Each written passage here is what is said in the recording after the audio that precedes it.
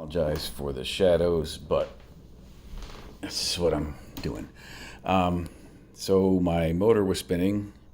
This is the 40 volt expanded. I don't know which model number, but I couldn't find any of these on YouTube to search for myself to find out what happened. But anyway, the motor was spinning, and the motor was actually, I saw it moving a little bit when I pulled the trigger.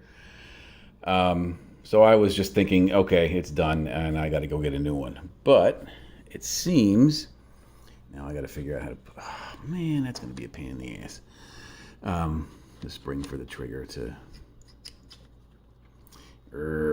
okay, anyway. The motor goes into a, I don't know if you can see in there, a portal kind of gear. The gear is up top of that hole where all the grease is. So the motor goes in here with that gear in the motor, and then offsets it so that it spins this, and then goes into the shaft over there. That's the shaft. I don't know if you can see it. Who cares? You don't have to. You get it.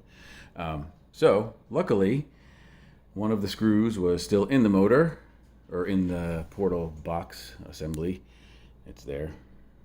And then the other one fell out onto the floor, and there it is. Hopefully I can just put them back into the motor, maybe with some Loctite or something. Maybe not, I don't know. And smack it all back together, and we'll see if it works. All right, I'm not gonna video this because I'm holding this in my hands, and I'm not going to get a tripod. Okay, we'll be back. Okay, I got one screw in. The other one's about to get tightened down. And we'll smack it all back together. See what happens. Okay. Okay. Shaft back in. Trigger's got to go on. And then we'll see if it works.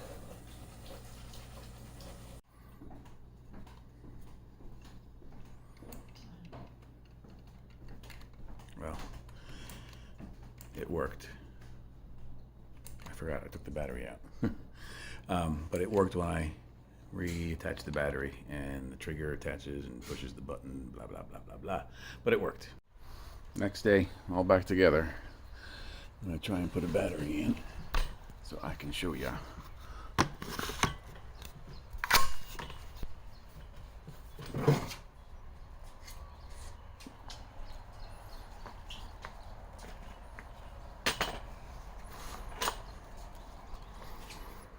It's all back together. That was a pain. The motor needed to go in a special way. But anyway.